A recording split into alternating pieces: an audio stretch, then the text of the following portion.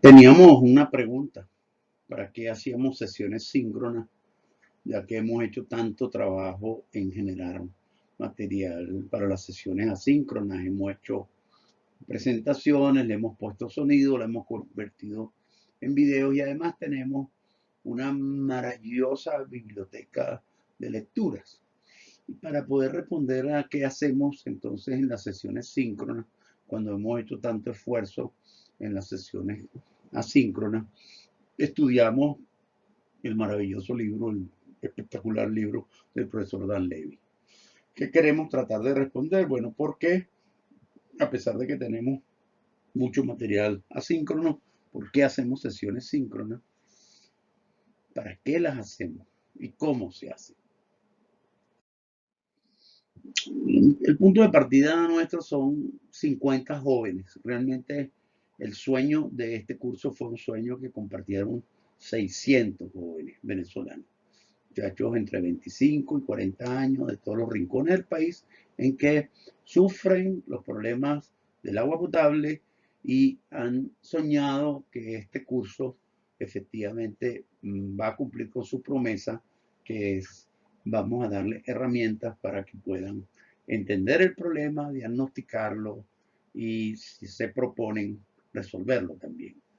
Ese es un reto maravilloso, pero gigantesco, porque nuestros muchachos que vienen de todo el país con enormes ganas de solucionar, con escasa experiencia profesional y con pocos tutores. El proceso de aprendizaje profesional depende en gran cantidad de la calidad de las universidades donde venimos, pero también en gran medida de la calidad profesional de las redes de conocimiento que están en las empresas donde nos desarrollamos.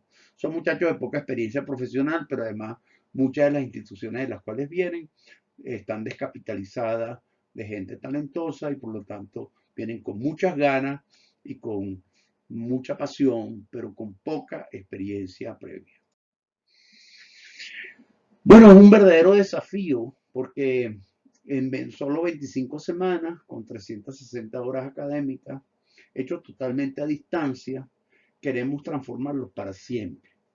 El proceso de aprendizaje que iniciamos tiene el reto de convertir a estos jóvenes en una nueva generación de gerentes con capacidad para entender los problemas de agua potable, para enfrentarlos con inteligencia y con competencia y resolverlos.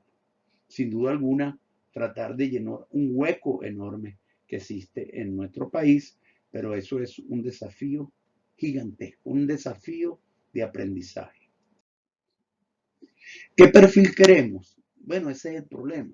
Queremos que estos jóvenes se conviertan en tan solo 6 meses en profesionales conocedores de la materia, que saben de la materia, que han sido iniciados y que pueden continuar acumulando conocimiento, que tengan la índole de ser curiosos e investigadores.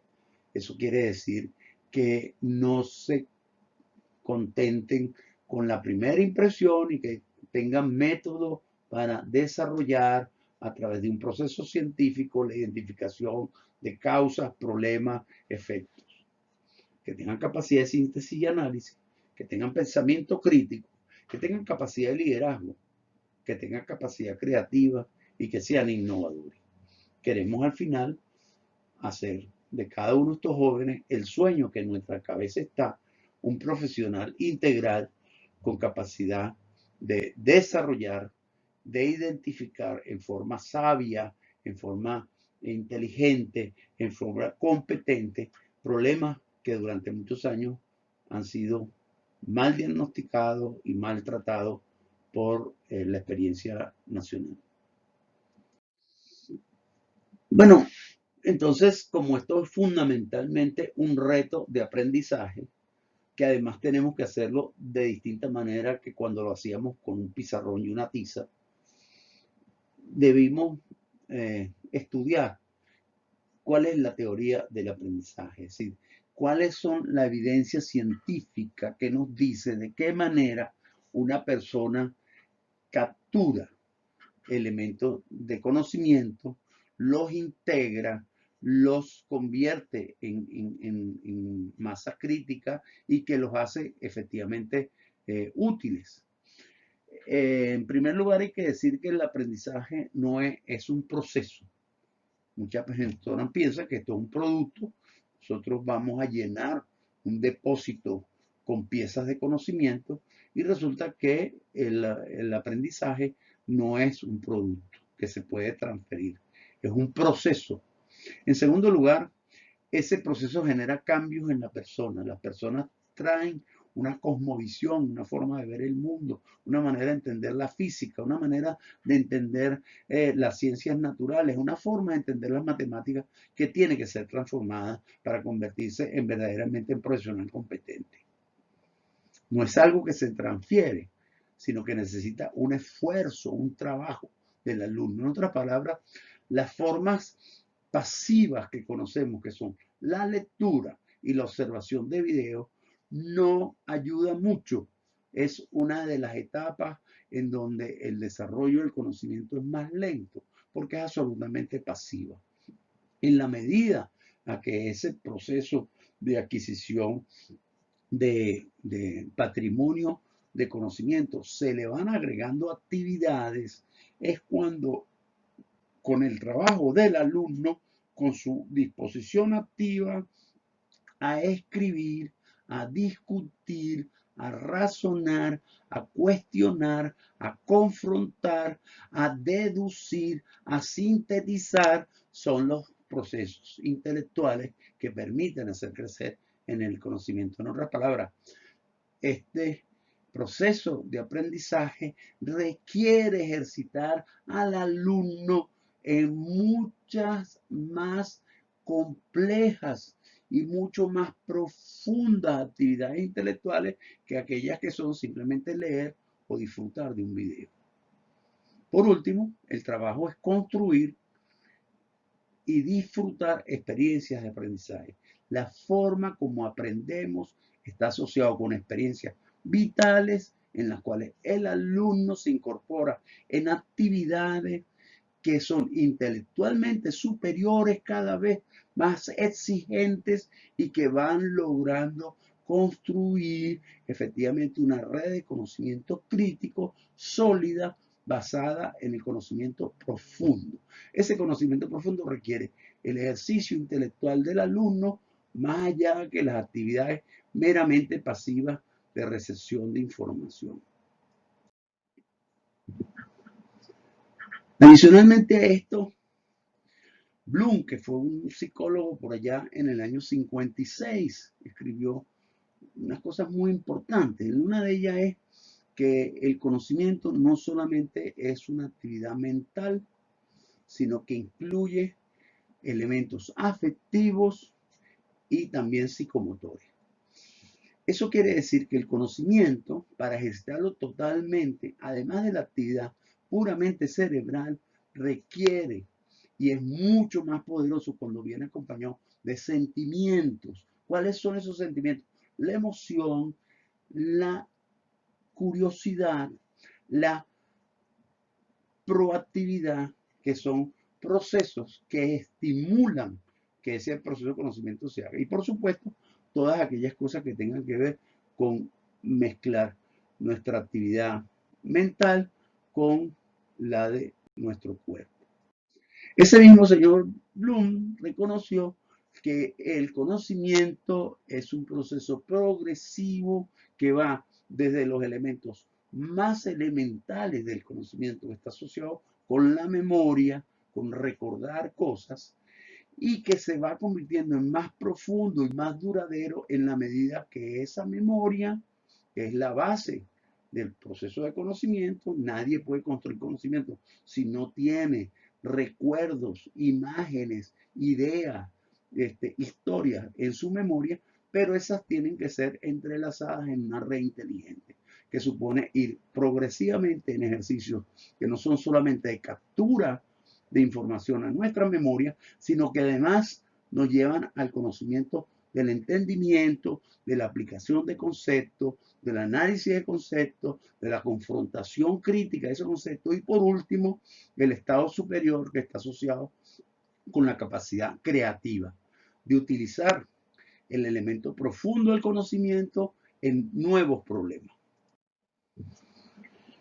Pues la otra cosa es que hay mucha evidencia experimental que ha aumentado muchísimo, especialmente en los últimos 10 años, porque se ha venido haciendo examen del cerebro como elemento del conocimiento y por lo tanto los ensayos que hay son cada vez más profundos que nos permiten sin duda alguna conocer mejor cómo hacemos mejor ese proceso de crecimiento. La primera de ellas es que luego de que hemos capturado información y que tenemos una memoria que por cierto es volátil, a menos que amarremos los elementos de conocimiento más profundamente en formas más complejas del conocimiento, la primera elemento es que las preguntas son el mejor estímulo. Y efectivamente, tan importantes son que permiten generar una reacción inmediata en la mente y en las emociones de nuestros alumnos. En segundo lugar, que el trabajo entre pares, entre estudiantes, es altamente productivo porque en el proceso de compartir información, los que tienen mejor conocimiento, los que no lo tienen, hay una dialéctica en ese proceso que es altamente virtuosa. Entonces, el segundo concepto es el trabajo entre pares. Hay un libro entero que se dedica a ese proceso, pero vamos a entender, no es por las fuerzas del conocimiento profundo de la gente, sino asociado con que el conocimiento es diferencial y los que más conocen contribuyen muchísimo a los que no entienden tanto porque este proceso es obligatorio que nadie se quede atrás. Todos los 50 jóvenes deben llegar a tener niveles altísimos de competencia al final de este proceso. Y lo último es que la motivación, es decir, la emoción, la disposición positiva a aprender cosas es fundamental y por lo tanto una labor fundamental del profesor en ese proceso que va construyendo es construir una comunidad de aprendizaje. Una comunidad de aprendizaje que tenga muchos elementos de placer, que satisfaga la curiosidad, que satisfaga la querencia de la gente de ser útil, que satisfaga el placer que tiene hacer un ejercicio intelectual de altísimo nivel. Los mejores maestros a través de la investigación han sido aquellos que saben hacer las mejores preguntas. Y de hecho, un autor dice que el mejor maestro es aquel que conoce definir qué pregunta hacer a cuál alumno y en qué momento. Es quizás el instrumento más importante en el proceso de aprendizaje del alumno, el tener ese diálogo con su maestro y con sus maestros sucedáneos que son sus iguales. En el contenido asíncrono que hemos montado, que hay lecturas, videos, casos de estudio, el profesor tiene bajo nivel de interacción. Para ser fecundo, estos necesitan estímulos adicionales. Quiere decir que no puede haber una pieza de lectura o una pieza de video que no esté añadida un ingrediente del maestro que pregunta o manda a hacer un ejercicio espiritual e intelectual, adicional, que es lo que le da verdadera riqueza a eso. Y no es suficiente ese proceso intelectual que hace el alumno de forma autodidacta con el material que su profesor le dio, no es suficiente. Hay que ejercitarlo más, hay que poner en práctica ejercicios intelectuales de mayor nivel. Y eso, el mejor símil que tenemos es el de una orquesta, que tocan distintos instrumentos, muchos músicos, pero que tienen que ensayar en conjunto, porque hay un enorme valor de sinergia en ese proceso, en la capacidad de que unos alumnos aprendan de iguales y que además en la variedad de nuestros alumnos ocurra la oportunidad para tener la dialéctica, la confrontación y el debate, que son procesos intelectuales profundos que permiten fijar conocimiento y profundizar el nivel de calidad del aprendizaje que están teniendo. La sesión síncrona al final es una orquesta sinfónica. Dan Levy pone el ejemplo de una profesora que cuando uno asiste a sus clases observa cómo hace su trabajo al final poniendo a tocar música a sus alumnos, cada uno con su instrumento, cada uno tocando en el momento adecuado. Y ese ejercicio es fundamental. No existe ninguna orquesta en el mundo que pueda tocar de manera afinada si todos no hacen muchísimas horas de práctica. La mejor ocasión que el profesor tiene de entrenar a sus músicos es la sesión síncrona. Crea una experiencia de aprendizaje porque gran parte del valor del ejercicio que hacen los músicos en la orquesta es el placer que les genera, que genera una enorme avidez por volver a ensayar, por volver a tocar. Como en una sinfónica, la música la interpretan los alumnos. Es decir, en una clase síncrona, el profesor debe intervenir muy poco y debe intervenir para mejorar, para ampliar, para estimular. Pero la música es fundamentalmente de sus alumnos. Los mejores directores intervienen siempre, pero con la batuta. Zoom es una herramienta tecnológica. Y esa herramienta tecnológica, originalmente desarrollada para los negocios, tiene unas enormes posibilidades de ser utilísima para un profesor. Y Dan Levy centra su libro en gran parte en explicar las formas como tocan instrumentos, es decir, participan en una clase síncrona los alumnos. Le dedica poco tiempo a cómo intervienen los profesores, porque la idea es que el profesor es el director de la orquesta. Los alumnos hablan, hay forma de hablar, esa es quizás una de las facilidades que todos nosotros conocemos. Hay posibilidades de votar. Usted puede preguntar algo a sus alumnos y sus alumnos votan en forma anónima o en forma personal. Los alumnos pueden escribir opiniones, pueden escribirle directamente al profesor o a otros alumnos, pero pueden escribir, es otra forma de practicar. En Zoom tenemos la posibilidad de crear grupos más pequeños. Si usted tiene un salón de 25 alumnos, usted en cualquier momento puede decir, bueno, pues de aquí en adelante se forman 5 grupos de 5 y cada uno de ellos van a discutir este tema 10 minutos y al final de eso van a presentar sus resultados. Y por último, hay la capacidad de trabajar en línea.